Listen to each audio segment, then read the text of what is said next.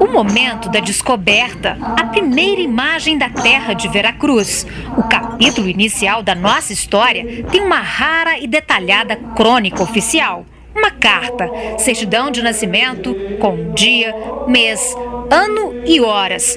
Privilégio de pouquíssimos países. Privilégio do Brasil. E assim seguimos nosso caminho por este mar de longo, até que de terça-feira das oitavas de Páscoa, que foram 21 dias de abril, topamos alguns sinais de terra. E quarta-feira seguinte, pela manhã, topamos aves a que chamam furabuchos. Neste mesmo dia, a horas de véspera, houvemos vista de terra. A saber, primeiramente de um grande monte, muito alto e redondo, e de outras serras mais baixas ao sul dele, e de terra chã com grandes arvoredos, ao qual Monte Alto o capitão pôs o nome de um Monte Pascoal, e à terra de Veracruz.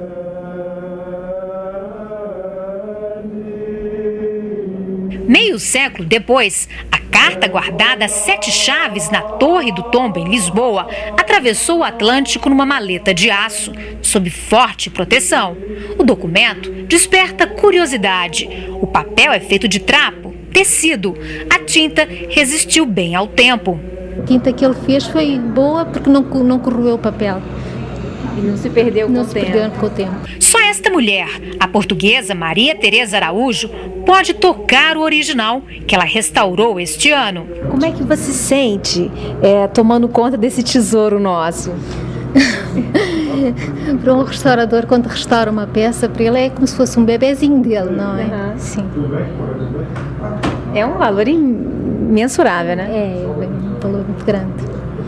E o bebezinho exige cuidados de mãe para ser exposto. A vitrine é toda especial, alemã, climatizada. Mantém a temperatura abaixo de 20 graus e a umidade em torno de 50%. Luz aqui, nem pensar. Estraga a tinta, oxida o papel.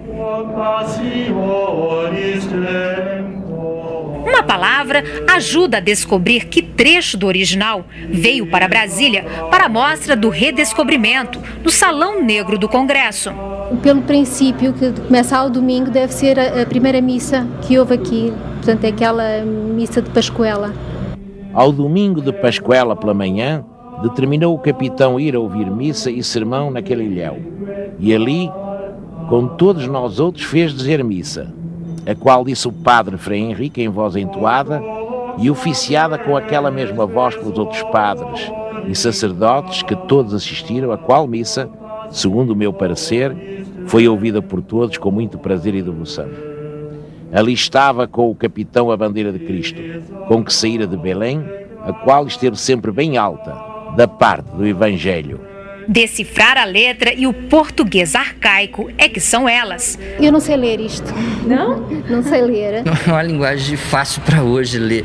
Tanto que eu trabalho com os alunos, quando eu levo a carta, a primeira questão que nós vamos trabalhar é a linguagem. Não é uma linguagem fácil, é uma linguagem imaginária. Ele tenta resgatar essa coisa do paraíso, do idílico. Ele fica procurando o idílico, ele fica procurando a beleza na natureza, no indígena. Então ele está procurando o tempo inteiro, mas ele também está procurando traços econômicos, ele está atrás disso também, ou seja, a linguagem dele tem uma linguagem exploratória.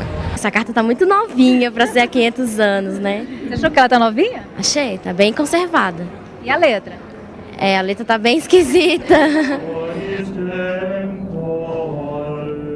É a segunda vez que a carta de Caminha vem de Portugal para o Brasil. A primeira foi em 1954. Agora, para festejar os 500 anos, ela percorre algumas capitais brasileiras até abril do ano que vem. Mas em nenhum lugar o documento vai ser visto por inteiro. Ele permanece bem guardado em segredo num banco. Apenas 2 das 14 folhas manuscritas do original são expostas. Não podem passar mais do que 1 mês e meio. Assim, por isso a cada cidade elas são trocadas, mas já é o bastante para provocar na gente uma certa emoção. Conterrâneo de Peruvaz, 37 anos vivendo no Brasil, Vitor Alegria olha o documento com reverência, fica de queixo caído e não esconde o que sente. Eu fiquei arrepiado, até agora ainda estou assim, ó.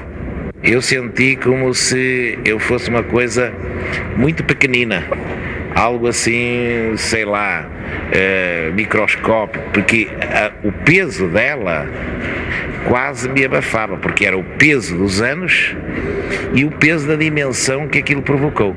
É como se fosse algo de religioso, como se fosse um símbolo de uma profundidade extraordinária. A gente chega ali e olha com reverência.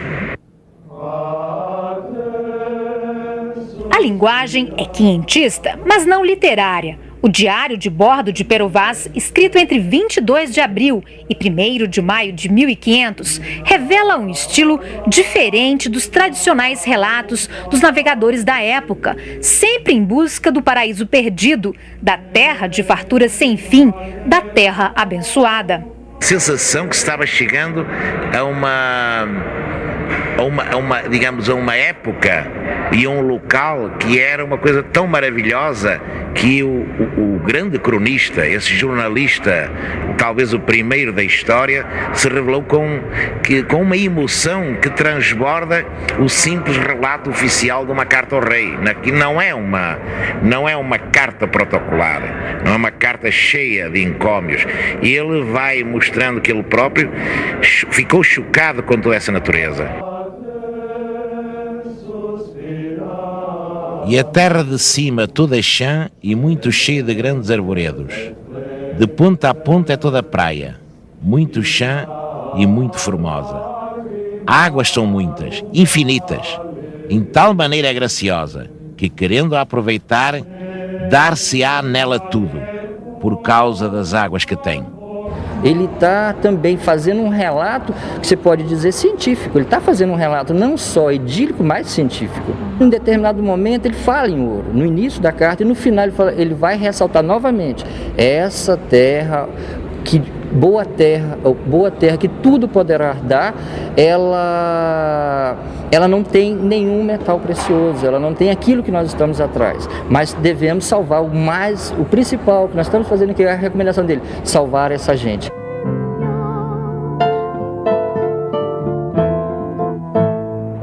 Até agora não podemos saber se há ouro ou prata nela, ou outra coisa de metal ou ferro, não lhe havia.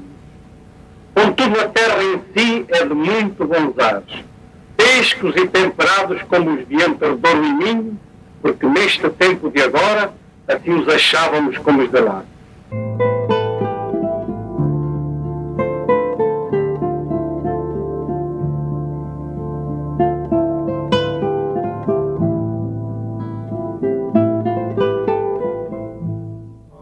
Nas linhas e entrelinhas, o escrivão da frota de Cabral traçou o perfil de um povo ingênuo, amistoso e deixou claro os objetivos dos colonizadores. Os índios não são ingênuos, não percebem que por trás de tudo que os portugueses estavam interessados na exploração da terra Brasil. Ela não tem nenhum metal precioso, ela não tem aquilo que nós estamos atrás, mas devemos salvar o principal que nós estamos fazendo aqui, é a recomendação dele, salvar essa gente. Essa gente que eu volto a dizer, lembra que eu falei agora mesmo, uma gente que ele considera inocente, que deve ser salva, que deve ser cristianizada, que é uma das ideias das grandes navegações, não é só a descoberta de novas terras no sentido da exploração, mas também da evangelização.